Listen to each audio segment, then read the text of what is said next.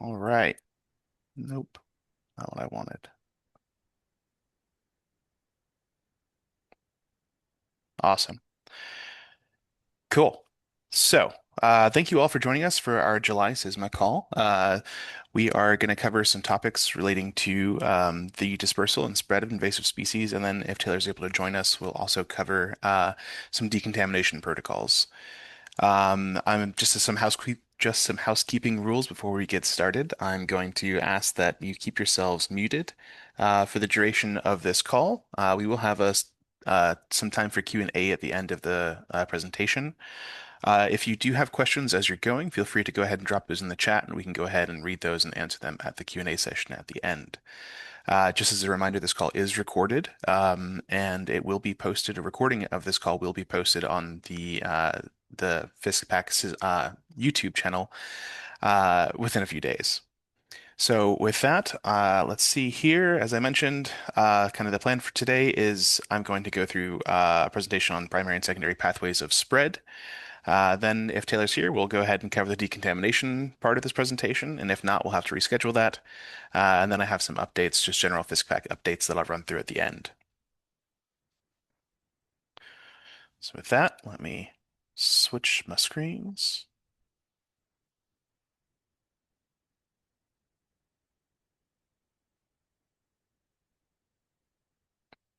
Alrighty. Is everyone seeing my screen? Give me a thumbs up or feel free to unmute yourself.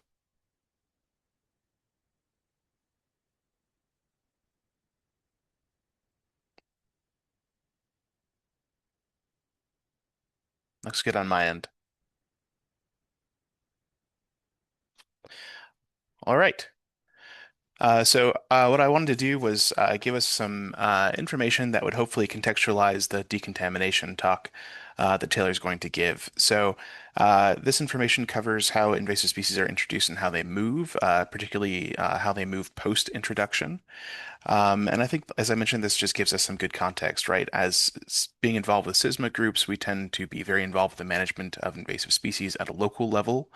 And I think that having some information and awareness about the dispersal and pathways of invasive species can help us make sure that our management plans are more effective. So that was kind of the intention with this presentation.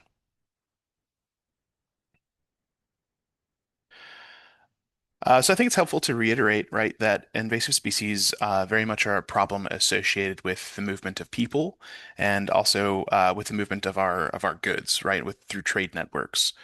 Um, Over the past 200 years or so, the degree of connectivity between really distant areas has decreased dramatically with the amount of the increase in trade routes that we have between distant areas, and also the amount of time that it takes us to traverse these distances has decreased correspondingly as our transportation infrastructure and technologies have improved, right? Just for an example, the what used to take a month as a sea voyage from, London to Boston, now can be done in the matter of hours or in the course of a day via plane travel. And what that increased connectivity really means is, in terms of biodiversity, is that we have both knowingly and unknowingly introduced organisms along our trade networks, right? There's a huge amount of connectivity that historically was not present. And those introductions have been intentional and unintentional, right? So we might be moving things for nursery stock or as livestock intentionally that we want to cultivate in new areas. But a lot of times we're also moving things unintentionally, and that can be things like weed seeds or diseases. Figuring out, which organisms, as we move things from point A to point B, figuring out which organisms are likely to become invasive, has been something of an interesting research question for a long time. And I think one of the better models that explains, why such a small percentage of organisms become invasive, has been described here with this model from Blackburn, right? So this describes what we call the stages of invasion. As we move from left to right, we are just describing kind of the process by which an organism becomes invasive. So in the first place, right, on the left-hand side, we have that transport, right? We need some kind of avenue or pathway for an organism to move from point A to point B. At once they arrive at point B, right? That's the point of introduction, and they need to survive that introduction event. After that, we're looking at the species being able to make sure that it is adapted to the climate in the new range, adapted to receive the nutrients that it needs, make sure that it's not just going to be immediately predated upon and killed upon establishment. So if it's able to reach that stage, then we move into that spread stage, right, where now the organism is beginning to reproduce, and the organism is able to spread through the habitat. Give me one second, check this. Oh no, you guys are only seeing black screens. Okay, hold on one second.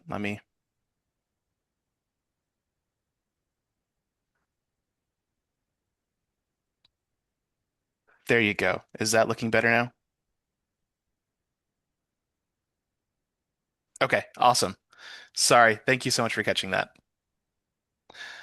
Okay, so as I was mentioning, Blacksburg stages of invasions, right? So we're in that spread stage where once a species is able to establish and begin to reproduce, it's often beginning to spread throughout the environment, and at that point is when we really expect to see impacts. Okay. I like this model a little bit more. It covers the same kind of stages of invasion along the top that we just discussed. But also, if you look at the bottom, you'll see in that management tab a number of management actions that can be taken, and those correspond really well to that invasion curve graphic that I think most of us have in all of our presentations. But one of the things I really wanted to draw your attention to in this presentation, or in this graphic specifically, is at each one of those stages of invasion, there are actually barriers. And these are the barriers that an organism needs to surpass in order to become invasive, right? Or to move on to the next stage. It's important also to note at each one of these stages, if an organism fails to surpass that barrier, it'll result in an invasion failure, right? So at any point in this process, something can go wrong, and that organism is not going to become invasive. So looking at that transport stage, I'm really going to focus just on a couple points here. But in that first transport stage, right, the first thing that we need is an organism that is able to cross that barrier of geography, right? So historically, we're looking at things like oceans and mountain ranges, and these were the physical barriers that were preventing dispersal of invasive species. So if we have a pathway and a means to traverse that geographic barrier, then it moves on to the next one, right? And that is the survival and detection, right? Is this organism able to even survive the transit from point A to point B? Once that happens, then we move into that introduction phase and seeing if it can survive in the new range. And again, at any point in this process, if the organism is unable to survive or move on to the next process, we're not going to have an invasive species. This moves all the way forward over to spread. One of the big things that I want to highlight here is just that there's 2 points that we really talk about movement of species. And I think generally when we talk about invasive species, we're really looking at that first transport stage, right? We're looking at the definition of invasive species when it becomes non-native, it has moved from a point where it is native to a new location, and that is that transport, right? But there's a second point too here at the end in spread, where we're still talking about the way that species are moving, but we generally are not talking about it in the same terms when it comes to introduction pathways. Before I go further, I think it's helpful to kind of talk about what pathways are in the first place. And I like to just kind of throw these definitions in here because they show that there is a certain amount of policy foundation for what we're talking about here. So both in the US and in the EU, there are pretty clear definitions for what pathways are. Um, and it's kind of, I think, helpful just to know that we're not talking about a physical pathway. Sometimes these are just the avenues or the mechanisms or even the processes that are enable a species to move. Going back into the literature, there has been a number of attempts to sort of categorize and explain what these pathways are. One of the more common schema that we use to describe these pathways come uh, from Hume in 2008, where he developed these 6 broad categories of pathways. We have release into nature, escape from confinement. As you can see, that elephant breaking through his fence is an escape, as an example of escape from confinement. We have contaminants, so weed seeds being present in other seed stock is a good example of contaminants. Transport stowaways and corridors. A good example of this is that image on the top left there of um, the Panama Canal, right? We can have things that are stowed in the shipping containers that we're not aware of. And then also you can think about the Panama Canal itself as a corridor between two areas that previously did not exist, right? And organisms can move from previously unconnected habitats. In 2004, Faulkner came along and tried to kind of simplify some of these pathways, and the resulting three categories are active dispersal by humans, human-mediated natural dispersal, or just natural dispersal. Um, I generally I think you see Hume's variations more often, and a large part of that is because in 2018 the on Biological Diversity published a guidance document. So this is an organization at the UN level that published a document describing pathways, and what they did is they took Hume's six categories and expanded them to 43 separate subcategories under those six broad categories. And it really does cover the vast majority of situations that you can imagine when it comes to avenues and mechanisms for invasive species to move. So one of the things that I think we need to do a little bit better at is identifying the difference between primary and secondary pathways. And I'm going to really belabor this point in the rest of my talk here, right? Where those primary pathways are those avenues by which a species or an organism is for the first time introduced to a new region, where those secondary pathways are the mechanisms and processes by which those organisms spread after that initial event. So if we look at primary pathways in a little more detail, again, if we think about the Blackburn stages of invasion, we're talking really about the transport and introduction stages, right? And this is where organisms are for the first time reaching a new geographic or jurisdictional region, right? Where they could not have previously accessed without some other pathway present. It's important to note here that we almost never see organisms moving unaided or through natural dispersal at this point of primary introduction, right? It almost always requires some kind of human-mediated infrastructure or pathway. And then I just want to mention again that there is a lot of existing both research and policy foundation addressing these issues, mostly through international and federal level biosecurity agreements. So if our primary pathways explain that introduction, that initial introduction, those secondary pathways really identify and characterize how organisms are moving after introduction. And what's really interesting here and important to note is that the same organism often has different primary pathways than secondary pathways. So I've already mentioned how the primary pathway is almost never unaided or natural dispersal. Very often, unaided or natural dispersal occurs in secondary pathways. And I'll have some examples that highlight the differences between primary and secondary pathways in the same organism later on. I think generally this is a really important thing for any kind of manager, invasive species, land manager at any level, right?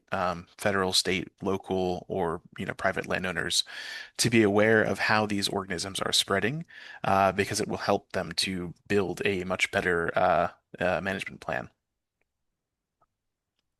So why does the distinction really matter? As I mentioned before, most of the attention is really focused on primary pathways, looking at uh, the prevention of new and novel invasions. And I think that's a good thing. And I think that we should continue to have additional resources allocated in this way. I just would like to see some additional attention given to secondary pathways. Again, the primary pathways and the secondary pathways often differ for the same organism. And because of that, the management actions that you need in order to prevent primary spread can be different from the actions that you need to take to prevent secondary spread. Secondary spread is also harder to monitor, and movement along secondary pathways is harder to predict.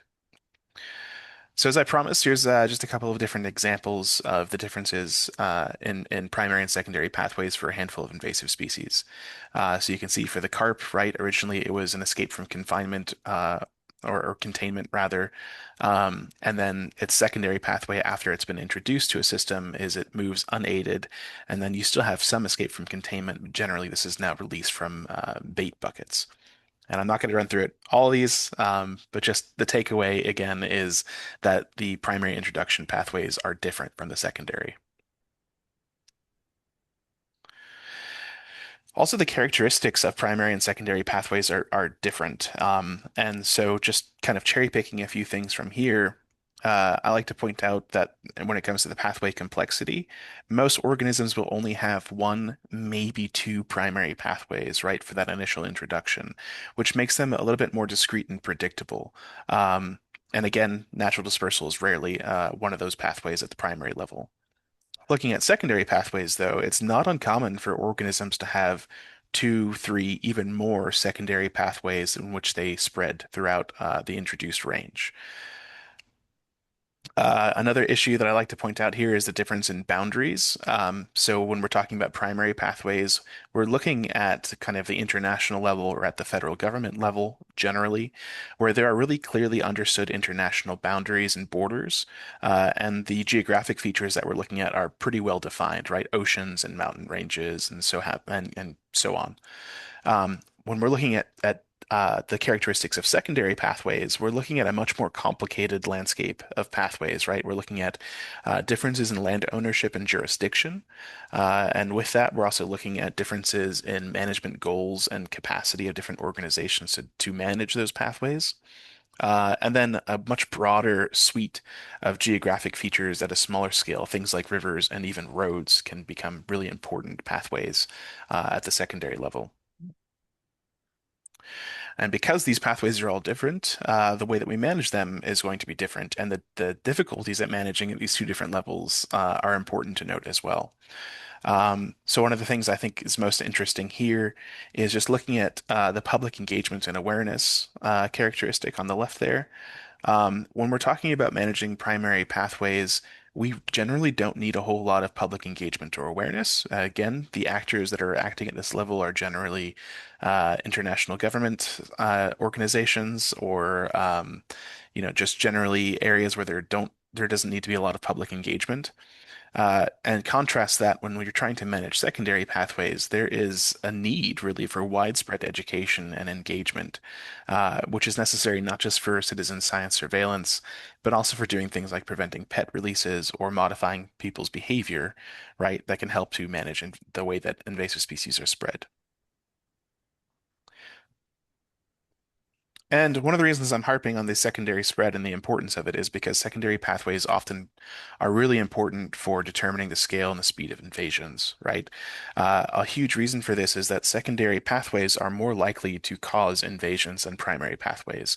And if you think about this, it actually makes some intuitive sense, right? Where primary pathways tend to be very large jumps in time and space, where secondary dispersal happens in a much smaller scale. So if you're thinking about a species moving from county to county, well, the climate is more likely to be suitable, the habitat is more likely to be similar than when we're talking about jumps in from continent to continent, right? Those primary pathways. As I mentioned, when you're thinking about the management complexity with secondary pathways, you often are going to have to think about how to engage the public and educate folks to change behaviors and to put together sometimes culturally aware management strategies so that you can actually have the public working as an asset in invasive species management rather than for making the issue worse. And then also because most organisms have more than one secondary pathway, it sort of multiplies the degree of challenge when it comes to thinking about how to manage these organisms, right? You have to now think about not just one avenue of spread, but several. And so I like to kind of end on the action note, right? Thinking about what you can do about this. The first of which is I wanted folks to know that this information exists and that you can review any of these documents to learn about what secondary pathways exist and how they can be managed. But one of the core takeaways here is that you just need to know your organism, right? You need to understand how it spreads to the environment. And when you're developing your management plans, you need to consider those secondary pathways. I have some general guidelines based off of different taxonomic groups that I'm not going to read out to you. But one of the core things that you can do here is you can develop really strong decontamination protocols to make sure that you are not moving organisms yourself when you're doing invasive species management. And that is my segue for Taylor's presentation. So let's go ahead and see. Taylor, are you on here?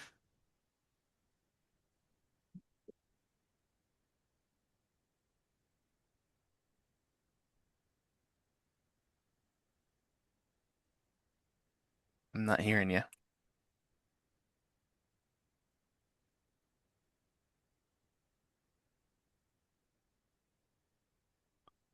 All right. Well, it looks like Taylor was not able to join us, and I am very sorry about that. We'll have to reschedule her portion of this presentation. So with that, I'm going to switch back presentations, and we're going to talk about FISPAC updates.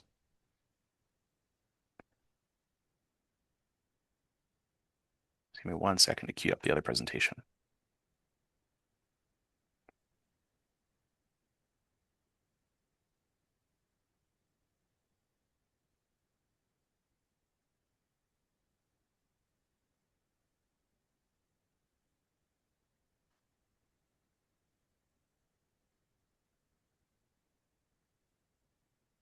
Alrighty. So just a couple of updates and announcements for everyone.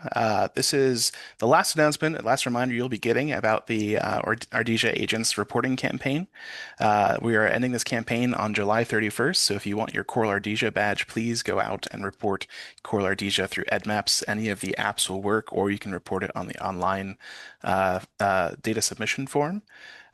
So please make sure to submit those observations before the end of the month so that we can get things verified.